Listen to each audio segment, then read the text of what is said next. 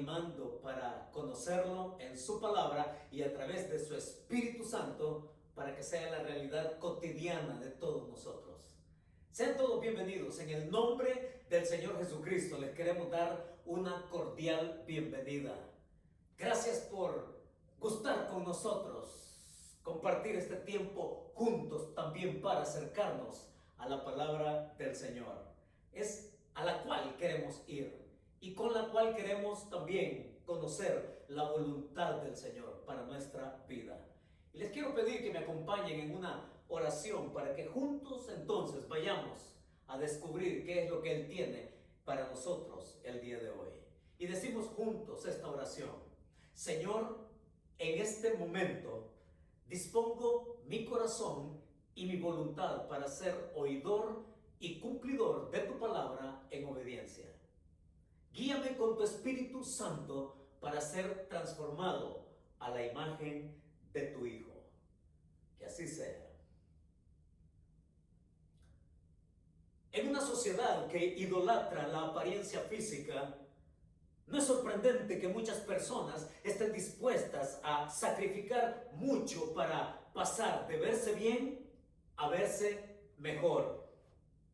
Por lo general, esos sacrificios implican dinero, tiempo y, por supuesto, dolor físico. Para Solange Magnano, sin embargo, su obsesión por mantenerse joven y bella la llevó al sacrificio final.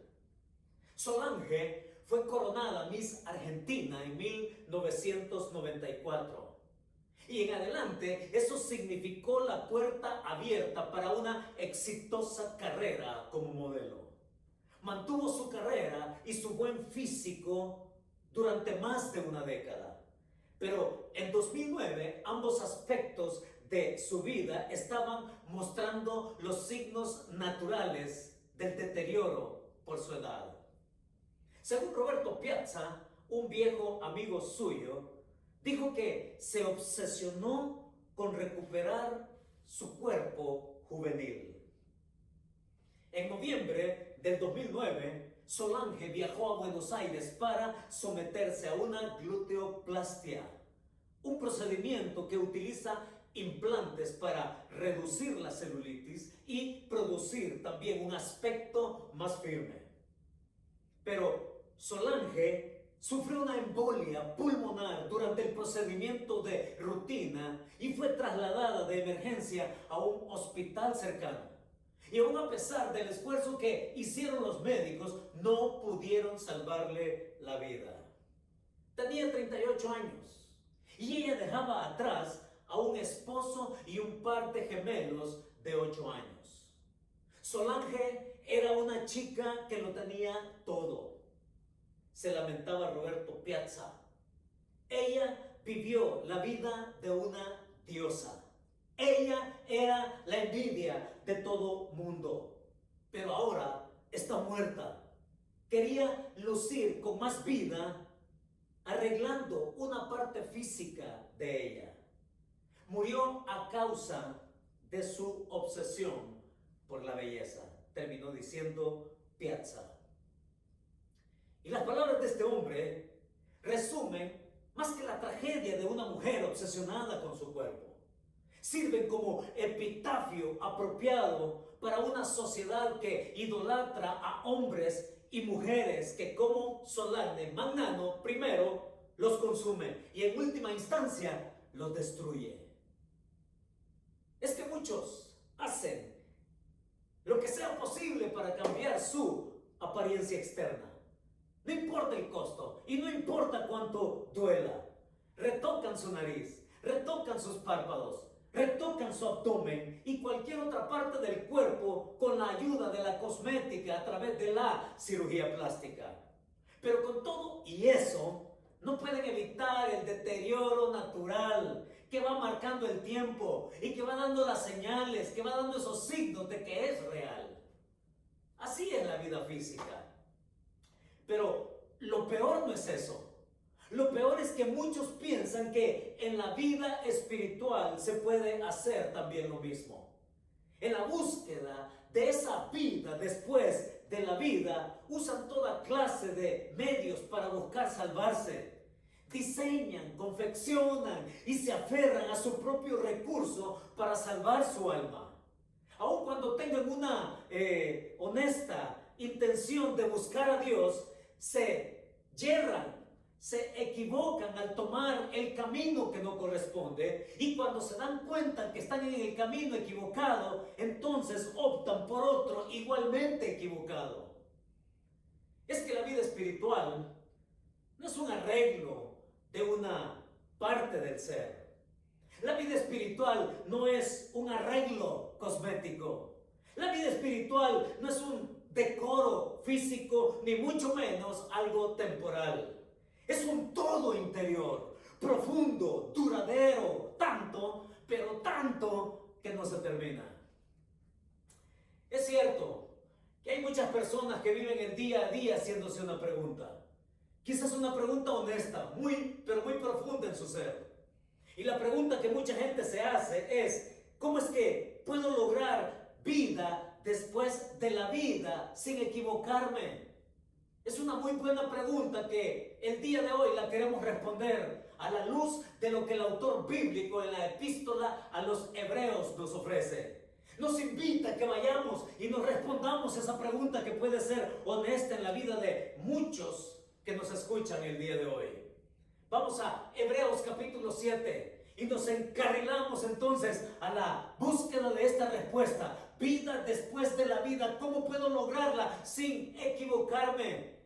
Y para poner en contexto nuestro pasaje, para ponernos en la panorámica que el autor nos ha venido describiendo, recordamos desde el domingo anterior que él ha puesto a Melquisedec como superior a Abraham, ha puesto a Melquisedec como superior a Leví, ha puesto a Melquisedec como superior a Aarón, y ahora él va a hablar y a encaminarnos a que tengamos claro, como la audiencia original, nosotros audiencia contemporánea, que tengamos claro que no solamente fue superior a Aarón y a su sacerdocio, sino también que lo reemplazó y es el anticipo de cómo Jesucristo nos ofrece un camino para poder alcanzar la meta a la cual Él se quiere referir el día de hoy con nosotros.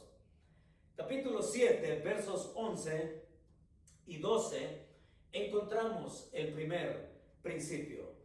Dice así el verso 11: si pues la perfección fuera por el sacerdocio levítico, porque bajo él recibió el pueblo la ley, ¿qué necesidad habría aún de que se levantase otro sacerdote según el orden de Melquisedec y que no fuese llamado según el orden de Aarón? Porque cambiado el sacerdocio, necesario es que haya también cambio de ley. ¿Qué está diciendo el escritor acá? ¿Cuál es el principio que nos quiere transmitir? ¿A qué nos quiere encaminar para encontrar la respuesta a la pregunta que nos hemos planteado? ¿Cómo es que podemos lograr vida después de la vida tomando el camino sin equivocarnos? Y aquí él empieza diciéndonos este primer principio y nos va a decir: no seas obstinado en usar algo que no te sirve. ¿Sí? No seas obstinado en usar algo que no te sirve. Y lo hace a base de preguntas el argumento. Y él dice: si pues la perfección fuera por el sacerdocio levítico. Vayamos despacio. ¿Qué quiere decir perfección acá? Perfección no significa, no es en el sentido de que no lleguemos a pecar. Perfección aquí tiene que ver con el camino que se toma para alcanzar una meta. ¿Sí? La meta es acercarnos a Dios. Y la perfección aquí se refiere al camino que podemos usar para alcanzar esa meta de alcanzar al Señor, Dios. Y está diciendo el escritor que el sacerdocio levítico no es el camino perfecto para alcanzar esa cercanía, esa meta con Dios. ¿Está claro? Y es interesante, pero está diciendo él a manera de pregunta, ¿no? Si fuera perfecto el sacerdocio levítico o de Aarón, ¿Qué necesidad habría de otro sacerdocio?, dice él. Y entonces continúa el argumento llevándonos de que el sacerdocio que estaba vinculado con la ley no era el camino perfecto, no era el camino adecuado. Y a veces hasta parecerá contradictorio, pero necesitamos manejar las cosas con la concordancia debida, de acuerdo a la dirección que el Espíritu Santo le ha dado tanto a este escritor como al apóstol Pablo, por ejemplo. Sí, el apóstol Pablo allá en Romanos capítulo 7, versos 12 al 14, ha dicho que la ley es buena, que la ley es justa, que la ley es santa, que la ley es espiritual. Y cualquiera se estará preguntando de qué, si la ley es así, ¿por qué razón no es el camino perfecto para alcanzar la meta de acercarnos a Dios? Es una muy buena pregunta textual, ¿no es cierto? Pero sí, lo que está diciendo acá el escritor, como lo que Pablo también intenta decir allá en Romanos, es que por la ley nadie puede alcanzar el venir y acercarse a Dios con libertad. Y está diciendo acá, porque la ley no es el camino, porque la ley es tan perfecta y nosotros tan imperfectos que somos incapaces de cumplirla. Entonces la ley no es el camino para alcanzar la meta de cercanía con Dios. Esa es una de las debilidades que presenta en ese sentido la ley. Es tan perfecta que nadie es capaz de cumplirla. Ahora, hay otra clase de imperfección acá. Y la clase de imperfección que encontramos es que, primero, todo el pueblo y todos los sacerdotes eran pecadores. En vez de acercarse, la ley los distanciaba. Y es por eso que se reglamentaba en la ley que tenía que haber un representante del pueblo llamado el sumo sacerdote que presentaba sacrificio ante Dios una vez al año para el perdón de sus pecados. Ya imperfecto el pueblo, pero también imperfecto el sumo sacerdote. ¿Por qué? Porque él también vivía con la debilidad del pecado y él tenía que presentar sacrificio por su propio pecado primero, antes de presentar el sacrificio por el resto del pueblo. Débiles. De hecho, cuando vamos al capítulo 5, verso 2, dice así, hablando del sumo sacerdote: oigan, puesto que él también está rodeado de debilidad. Y la debilidad aquí en el pasaje, como lo vimos en su momento, tiene que ver con que también el sacerdote es pecador.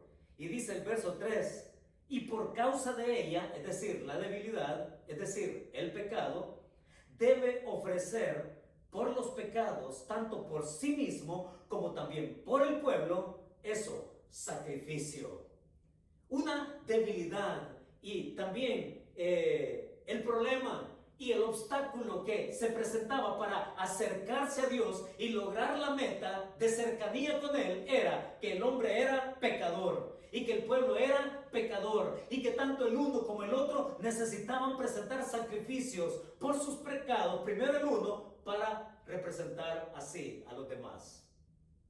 Esa debilidad de pecado. Pero que contrasta, por cierto que contrasta en el capítulo 4, verso 15, con aquel que puede presentar, sí, sacrificio y que lo puede presentar perfectamente en el capítulo 4, verso 15. Dice, porque no tenemos un sumo sacerdote que no pueda compadecerse de nuestras debilidades, sino uno que fue tentado en todo, según nuestra semejanza, pero sin pecado. Ya estaba anticipando acá el escritor en su epístola para seguir hablando de aquel que sí puede ser el camino perfecto para lograr la cercanía, la meta con Dios. Ese es primer problema, obstáculo, la debilidad, el pecado. Tanto el pueblo como el sumo sacerdote lo eran. Pero hay otro obstáculo, hay otro problema. Y el problema era el sacrificio mismo. Era un animal, un cordero, que era tomado en contra de su voluntad, era tomado a la fuerza, era un animal y este era degollado y presentado su sangre allá en el propiciatorio. Pero este animal no comprendía nada, era un animal, era un sacrificio imperfecto comparado con el sacrificio de Jesucristo. ¿Por qué? Porque cuando nosotros vamos a la Escritura, y aquí es donde va de la mano Pablo con el autor acá de la carta a los Hebreos, allá en Gálatas capítulo 1, Pablo va a decir, por ejemplo, que Cristo se dio a sí mismo por nuestros pecados. Allá en Tito capítulo 2, verso 14, va a decir que Cristo, quien se dio a sí mismo para redimirnos. Lo mismo va a ser allá en Efesios capítulo 5, verso 2, cuando dice que Cristo nos amó y que se dio a sí mismo por nosotros, ofrenda y sacrificio a Dios. Es Jesucristo que sustituye a un animal. Es Jesucristo que entiende el por qué y para qué Él no solamente es el sumo sacerdote perfecto, sino el sacrificio perfecto, el camino perfecto para que a través de Él podamos entonces acercarnos al Dios. Él es la perfección. Sí, Él es la perfección. Y entonces tiene más sentido, ¿no? Tiene más sentido lo que el autor en este primer principio, en los versos 11 al 12, nos ha dicho. Porque además dice en el verso 12, porque cambiado el sacerdocio, necesario es que haya también cambio de ley. Cambiado el sacerdocio, o sea, el sistema, se cambia el camino por el cual se puede acercar al Dios Padre, y es a través de Jesucristo. Tiene más sentido decir, no uses, no te obstines en aquello que no te sirve. No seas obstinado en usar algo que no te sirve. Y todos sabemos que es tener algo que no nos sirve. Vaya usted así a su bodega o donde guarda las cosas y dése cuenta cuántas cosas usted tiene ahí que no usa. Y que no las usa porque considera que no sirve. Bueno, en todo caso, yo traje aquí mi mochila, y esta mochila, el día de hoy, quiero mostrarles qué traigo acá adentro. Traigo esto, ¿sí? Este folder, esta es la manera en que yo hace 31 años, oigan, esta es una clase que yo tomé hace 31 años, y este fue el primer folder que yo usé para esa clase. Y así como esta, tengo otras clases más ahí archivadas, que hasta en las notas que puedo tener acá, puedo ver la clase de máquina que usó el profesor para entregarnos sus notas, pero yo la archivaba de esta forma, ¿ya? Ahí, en un folder viejo, deteriorado, que el tiempo le ha pasado factura, pero también traje algo más. Y traje esto otro. Usted se preguntará qué es. Y con esto de la tecnología, ¿no? Que a muchos nos abruma, nos estresa. No obstante, pues hay que tratar de sacarle ventaja lo mejor posible. Esto que ustedes tienen acá es una memoria externa. Y en esta memoria así pequeña, oigan, la capacidad que tiene para archivar, oiga, esta memoria tiene 4 terabytes. Es una bestia en pequeño.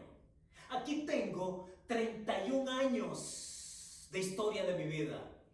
Aquí tengo yo todo aquello que he escrito, que he predicado, que he enseñado, que he archivado. Además de, oiga, también más de 2000 libros yo los tengo metidos acá. Aquí está mi biblioteca, manualita, compacta, de bolsillo, ¿ya? Y entonces, yo me pregunto, ¿con qué me quedo?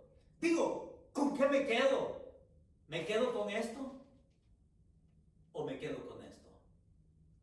Creo que la respuesta es obvia.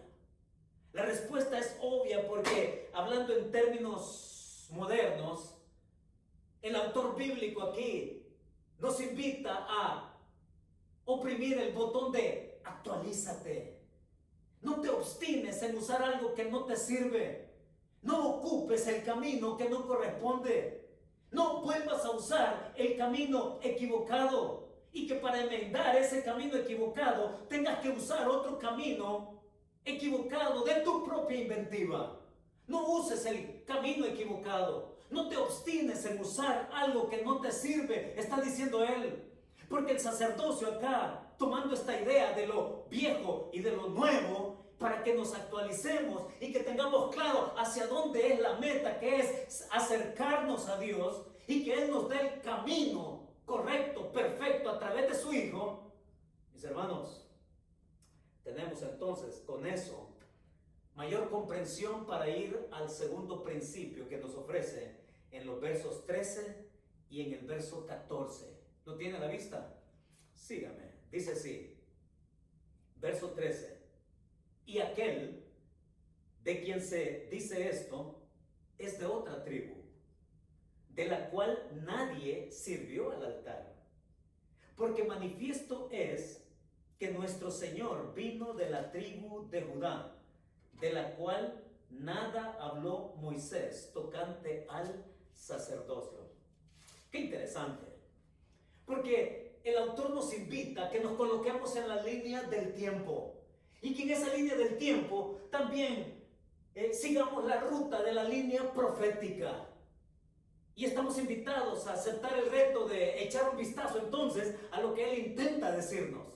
El principio acá que Él nos da es que Dios anticipó un mejor camino para que nosotros nos acerquemos a Él.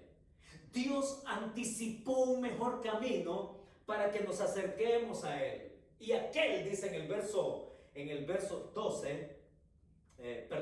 13, y aquel no es otro que el mismo Señor Jesucristo, de quien se dice que es de otra tribu. ¿A cuál tribu se estará refiriendo? ¿Sabe usted a qué tribu, de qué tribu desciende el Señor Jesucristo? Pues tenemos que saberlo, porque eso es un aspecto profundo acá en el argumento del autor de Hebreos.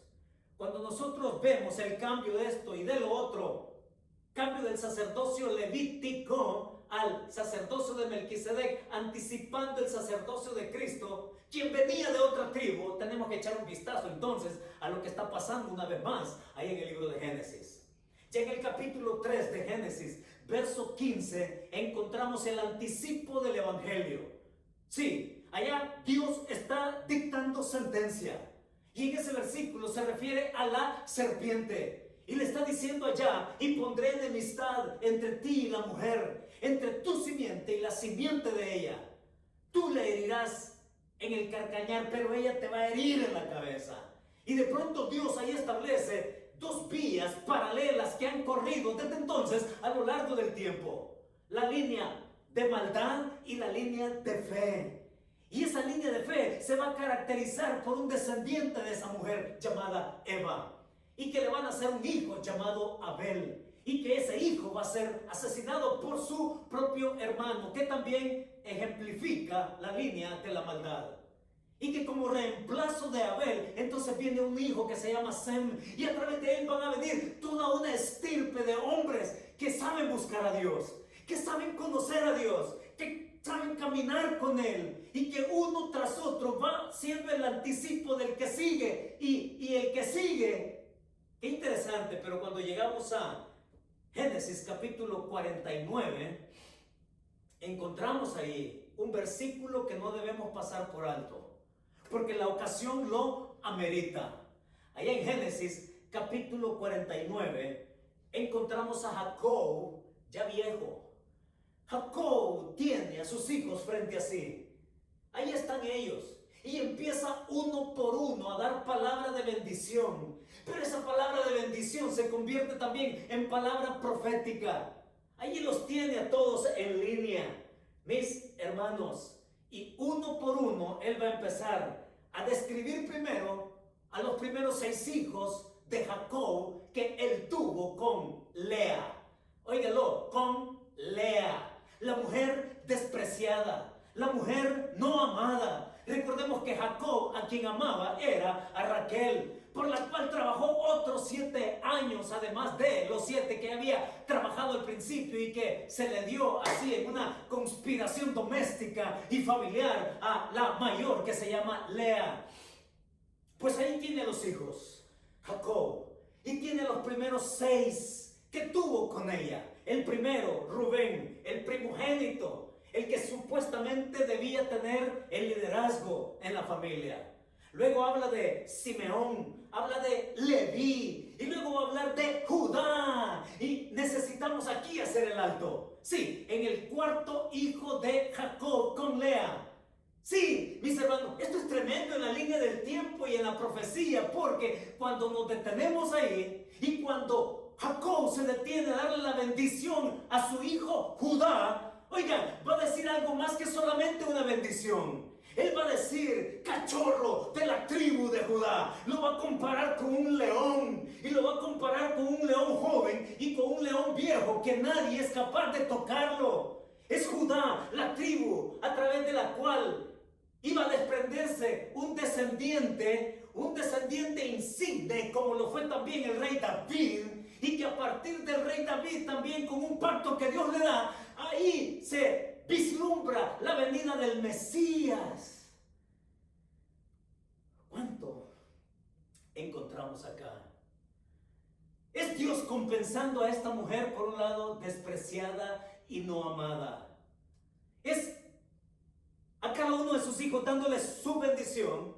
Y lo interesante es esto, hermano, anótelo, porque Rubén, el primogénito, los derechos de primogénito, los privilegios de primogénito son transferidos a Judá. Ninguno de ellos era una buena firma como para apostar por ellos, ciertamente. Si usted lee Génesis, va a encontrar la vida desagradable de cada uno de los hijos de Jacob. Pero lo que sí encontramos es una muestra de gracia en cada uno de ellos. Cada quien vive sus propias consecuencias, pero cada promesa y cada bendición y cada voz, cada palabra profética se cumplen también en ellos. Y son los privilegios de Rubén que son transferidos a Judá. Le va a decir que no faltará el cetro, no faltará la vara de autoridad y la posición de rey. Reyes van a descender de ti, Judá.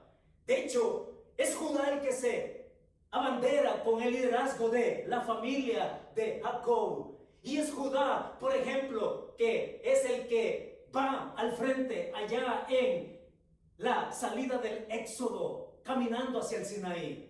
Es Judá el que cuando van a conquistar la tierra prometida y que Josué pregunta, bueno, ¿quiénes van a ser los primeros en ir a conquistar esta tierra? Judá levanta la mano y dice, nosotros vamos. Y es Judá el que toma el liderazgo del pueblo de Israel en ese sentido. De hecho, cuando estamos en la línea de los jueces, un poco más adelante, encontramos a otro hombre llamado Otoniel, el primer juez de Israel. Y él se levanta en fe. Y este hombre viene de la tribu de Judá precisamente. Y podemos pasearnos por la historia en la línea del tiempo y la línea profética. Y viendo cómo Dios va desarrollando un plan hasta llegar, oigan, hasta llegar lo que dice aquí el escritor a los hebreos. Sí, aquel de quien se dice esto es de otra tribu, de la cual nadie sirvió en el altar.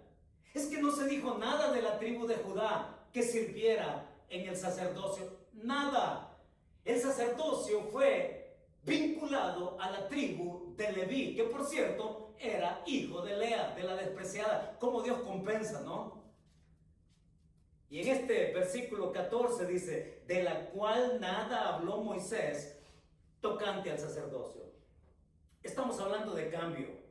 Estamos hablando de lo que Dios tiene en sus manos para mostrarnos. Estamos hablando de que ni Rubén, ni Simeón, ni Leví, no, es que ese sacerdocio estaba para el liderazgo de la tribu de Judá con alguien que iba a nacer en el futuro, siglos después. Es esa responsabilidad que recae, llegando al punto del escritor bíblico, en el Hijo de Dios, en Jesucristo, en el que es el camino perfecto para alcanzar la meta de acercarnos al Padre. Se comprende, ¿no? Y con eso, no solamente eso, es porque se necesita también que ese camino perfecto sea eterno, sea indestructible, sea anticipado. Mire, tanto que Miqueas, capítulo 5, verso 12, hablándole como a la ciudad: pero tú, Belén, Efrata, de ti me saldrá un Salvador. Y sus salidas, dice, oiga, sus salidas son desde la eternidad y hasta la eternidad. De ti, Belén, va a salir alguien. Y esa Belén, Efrata, era la cuna del rey David.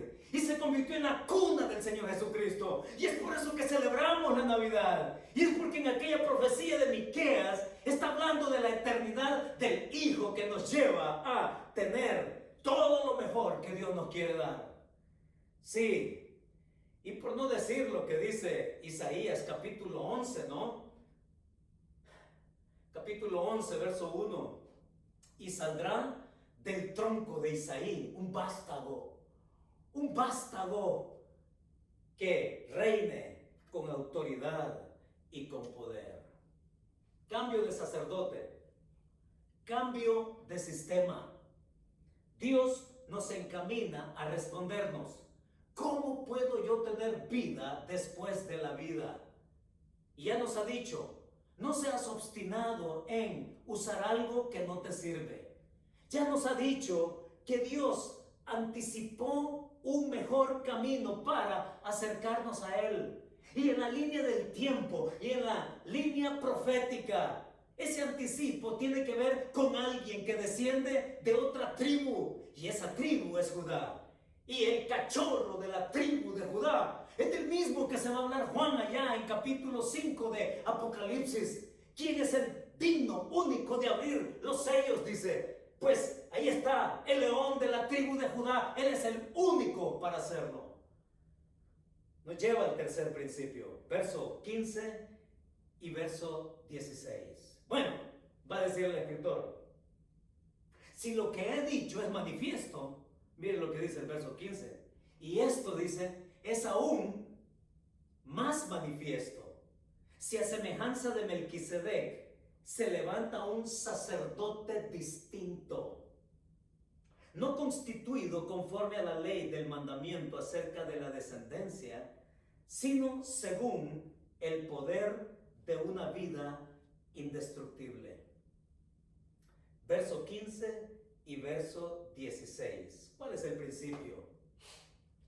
Dios ofrece cambiar lo bueno por algo mejor. Dios ofrece cambiar lo bueno por algo mejor. Verso 15 al final dice: si a semejanza de Melquisedec se levanta un sacerdote distinto. ¿En qué sentido distinto? Distinto porque ya ha dicho es de otra tribu, no de la tribu sacerdotal de Leví. Porque si la tribu y el sacerdocio de Leví hubiera sido suficiente, entonces Jesús hubiera venido de la línea levítica. Pero no, este sacerdote Jesús es distinto porque él viene de la tribu de Judá, de la cual se profetizó que además de ser sacerdote, también es rey. Distinto. Y el otro aspecto distintivo de Jesús es que el verso 16 dice: de una vida indestructible. Es decir, de alguien eterno. Y es por eso que no podemos añadirle. Oigan, la gente cae en un grave peligro. ¿A qué peligro me refiero? Porque las personas le agregan más peligro a su ya deplorable vida. Le agregan peligro y más riesgo a su ya deteriorada vida espiritual. Le agregan peligro cuando usan toda clase de esfuerzos inútiles para agregar vida después de la vida. Y se quieren salvar usando cualquier otro medio, menos el que Dios ha dicho: este es el medio perfecto para que ustedes se acerquen a mí. La vida nuestra, por eso es que puede descansar en la vida de Jesús. Nuestra vida descansa en un sacerdote que es distinto. Descansa en un sacerdote que es eterno. Jesucristo Cristo no llegó a ser sacerdote, está diciendo el versículo 15, 16 y anteriores. No llegó a ser sacerdote por una línea genealógica. No, llegó a ser sacerdote desde antes y desde la eternidad, profetizado para que Él hoy, desde Él y para nosotros hoy, sea el camino perfecto para acercarnos a Dios. Es Jesús que después de la resurrección se vuelve indestructible, se vuelve eterno, pasa de la temporalidad a la eternidad y da ese salto de calidad y está a la diestra del Padre. Y es por eso que nosotros hoy podemos venir a confiarle nuestra vida a Él. Miren, esto de nuestra vida espiritual no es un asunto tuyo cambiar tu estado espiritual, porque no puedes cambiar tu estado espiritual, ni es asunto de nadie más, porque tampoco puede. Es un asunto exclusivo de Dios, que realiza Él el cambio profundo y transformador de nuestro estado espiritual, de ser un pecador condenado a ser un pecador transformado y salvado y también redimido para su gloria, pero usando el camino que Él nos ha dado, el camino perfecto y vivo. No son las maneras que tú te hayas confeccionado a ti mismo para pensar que puedes llegar a ser salvo. La única manera completa y suficiente es que tú vengas y que tomes y que aceptes y que creas la propuesta que Dios te ha hecho en su propio Hijo, quien voluntariamente se entregó por el pago de nuestros pecados. Es por eso que Jesús pudo decirlo durante su ministerio terrenal. Es por eso que Él contundentemente, sin temblar el pulso, ni siquiera sentir nervios, en los peores momentos Él pudo decir: yo soy el camino, la verdad y la vida, y nadie viene al Padre sino por mí. Miren, hermanos, les traigo algo más en mi mochila.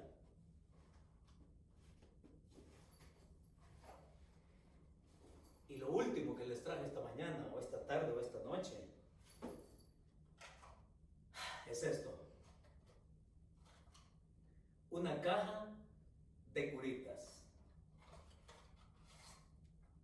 Y usted sabe para qué es una curita. Hace unos días, lavando ahí los platos, sí, yo lavo platos en mi casa, y estaba lavando un vaso de vidrio que de pronto ya estaba débil en una de sus partes. Yo no me había dado cuenta, quizás por un golpe anterior, pero resulta que cuando yo estaba lavando el vaso de vidrio, y ustedes saben cuando se le mete así ¿ya? Y cuando giro así mi mano para lavarlo, se rompe, y entonces sirvió como cuchilla y me rebané mi dedo meñique, y que me hizo una herida a la altura del falange hasta abajo, y fue un brote y brote de sangre. Y lo primero que hice fue primero no quitarme la piel, me la dejé, me la presioné, bueno, me la limpié, y luego pasé a protegérmela con curitas. Y ahí estuvo. Pasé días, no podía doblarlo porque el falange estaba comprometido un poco. De hecho, ya sanó, y tengo ahí una pequeña cicatriz, algo de sensibilidad. Pero qué bueno que puedan haber curitas, ¿no?, para este tipo de accidentes domésticos. Una curita que se rompe, que se destapa, que se coloca y ya. Asunto arreglado. Y solo cuestión de tiempo. Pero tristemente, los cálculos en los riñones no se resuelven con una curita. Tristemente, un tumor en cualquier parte del cuerpo no se resuelve con una curita. Tristemente, cualquier otro asunto orgánico Sí, no se resuelve con una curita. Así como tampoco el pecado se resuelve con cualquier cosa que yo piense que me pueda ser útil para salvarme. Dios me ha dado hoy lo que yo necesito perfectamente para el perdón de mis pecados, para ser redimido, para ser transformado y para alcanzar la meta de acercarme a Él a través del camino perfecto que se llama Jesucristo. Y si tú nunca lo has hecho, te dejo con esta verdad. Y la verdad que el Escritor nos da para que nosotros la metamos en nuestra alma y en nuestro espíritu es esta: Dios te ofrece el mejor camino para acercarse a Él a través de su Hijo.